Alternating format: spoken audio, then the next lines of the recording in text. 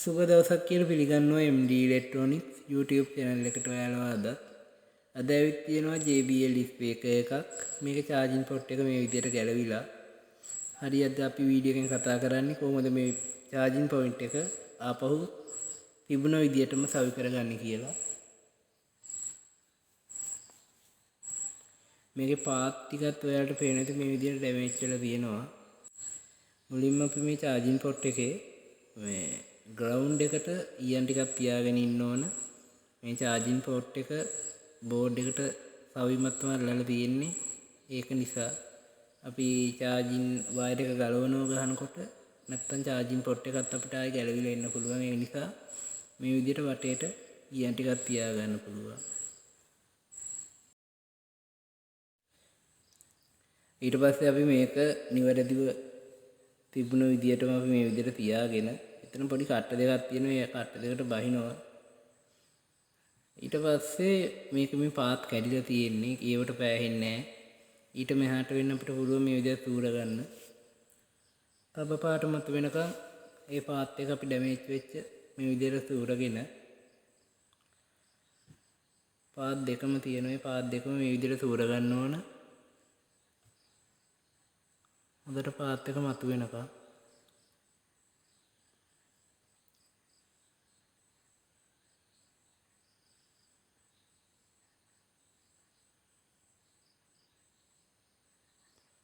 අපිට මේකට පොඩි බවුත් එකක් සහ හොට් ගන් එකක් මං ගාව නැහැ.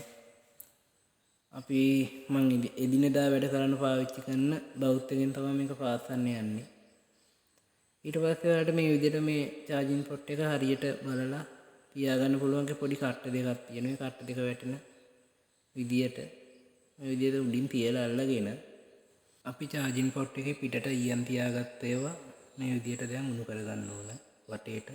ground එකට අපි තිබුවේ pin වලට නෙමෙයි ground එකට. ඒවෙන් මේ pin එක මේ විදිහට අපි සෙලවෙන්නේ නැති වෙන්න සම්බන්ධ කරගෙන ආයිත් EN තියලා හොඳට අපි පාස ගන්න ඕන මේ විදිහට.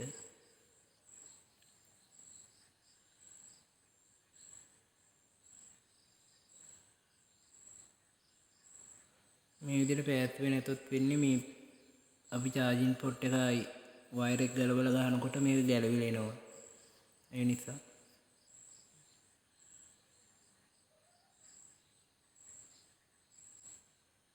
ඒ විදිහටම charging port එක අපි අනිත් පැත්තට තියාගත්තනේ. ඒ පැත්තෙන් මෙහෙම පාස කරනවා. එතකොට අපිට තියෙන්නේ මේ දෙපැත්ත මෙහෙම පාස ගත්තට පස්සේ charging pin ටික මේ පාස් කරන විතරයි, power line එක පාස් කරන විතරයි.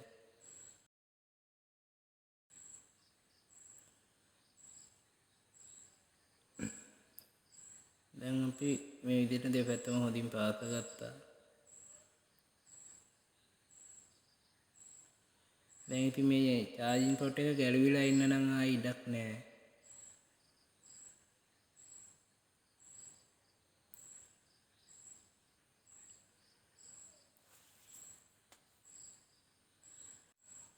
හරි ඉතින් දැන් තමයි අමාරුම වැඩේ තියෙන්නේ. අපි මේකේ power line දෙකයි යන්නේ. එකක් මගේ වම් අත පැත්තෙන් යන්නේ ඍණ line එක සහ එහා පැත්තේ දකුණු අත පැත්තෙන් යන්නේ ධන line එක. ඒකට අපිට මුලින්ම මේ විදිහේ ප්ලස් ටිකක් ගා ගන්න වෙනවා. නැත්තම් හොඳින් පැවැත්වෙන්නේ නැහැ. ඔයාලට මේවා ඉලෙක්ට්‍රොනික බඩු තියෙන ෂොප් එකකින් ගන්න පුළුවන්. මේ විදිහට අපිට පාස් ගන්න ඕන තැන් දෙකට මේ ප්ලස් ටිකක් ගා ගන්නවා.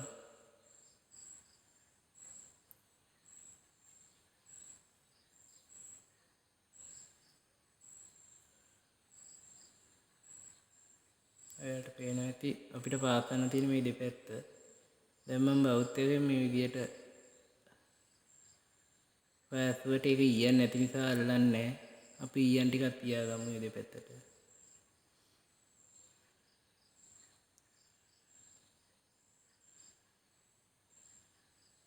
ගොඩක් මේ වගේ බවුත් එකකින් කරන්න අමාරු වැඩක්. ගොඩක් පොඩි හීනි තුඩක් තියෙන බවුත් එකක් තියෙන්න ඕන DC බවුත් එකක්. මට දැනට මේ වැඩේට එකක් නෑ. ඒකයි මෙහෙම පවත්වන්නේ. ඔයාලට පේනවා ඇති පැහැදිලිව ලස්සනට මේ විදිහට පැවැත්වුණා.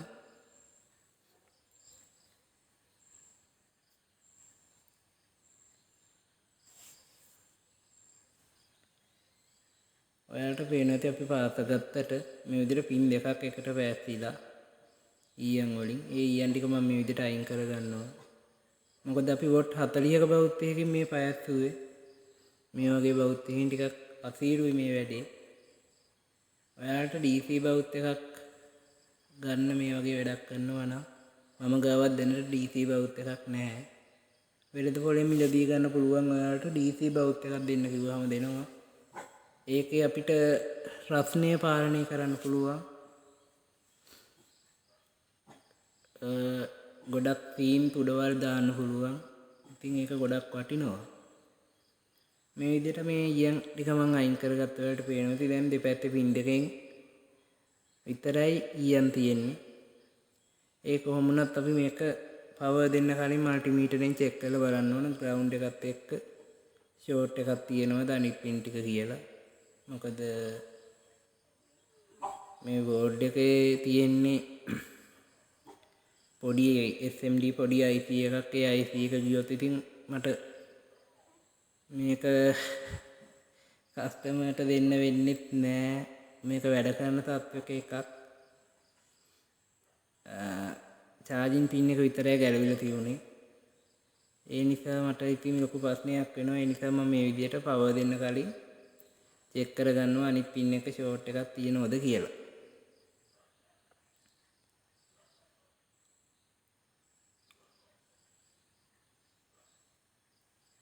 ඔයාලට මම මේ වීඩියෝ එක පස්සේ රෙකෝඩ් කරන නිසා මල්ටිමීටරේ සබ් දෙනම් ඇහෙන්නේ නැතුව ඇති.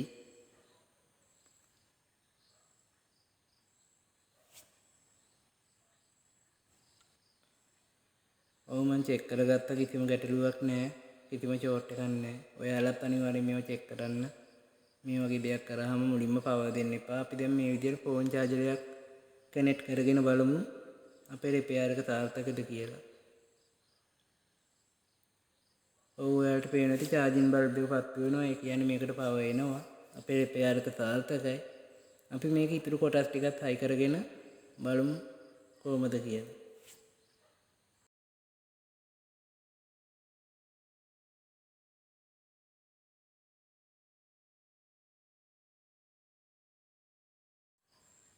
ගොඩක් දුරට මේ වගේ සේකිට් වල රතු පාටින් එන්නේ රතු පාට ක්ලිප් එකක් තියෙන්නේ පවර් වයර් එක. පවර් වයර් එක මේ විදිහට මම දෙනවා. ඊට පස්සේ තියෙන ස්පීකර් වයර් එක. ස්පීකර් වයර් එක කනෙක්ටරේ මෙහෙම ගැලවිලා විත් තියෙනවා. ඒක අවුලක් නැහැ. මේ විදිහට වගේ දෙන්න පුළුවන්.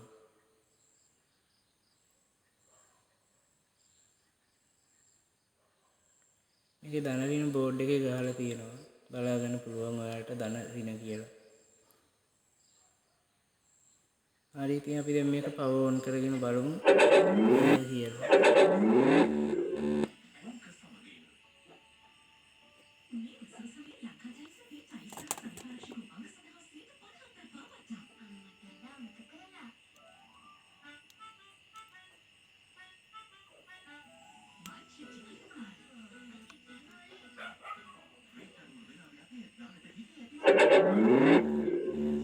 Bluetooth mode. ඔව් ඉතින් මට පේනවා ඇති ඒක වැඩ කරනවා හොඳින්. අපිට මේකේ පවර් මදි වුණා බැටරියේ එකයි චාර්ජ් වයර් එක ගහගත්තට පස්සේ තමයි ඔන් වුනේ. හරි ඉක්මනට අපි මේක ඉතුරු කොටස් ටිකත් හයි කරගමු.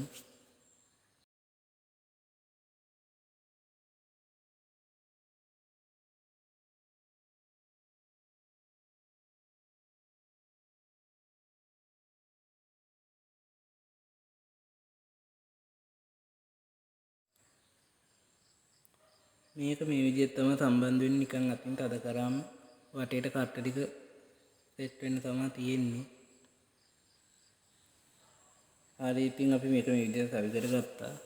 අපි දැන් බලමු චාර්ජරයට ගහලා මේක charge වෙනවද කියලා.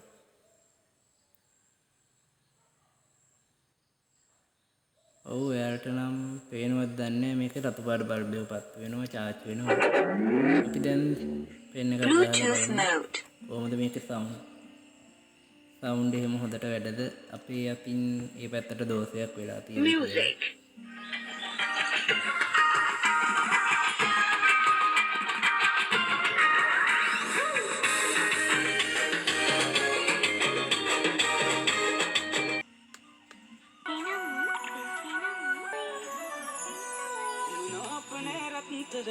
උබේ ආදරේ මට පවරා උදුරාගේ යත්නවසානේ මට නාදන්න කියලා.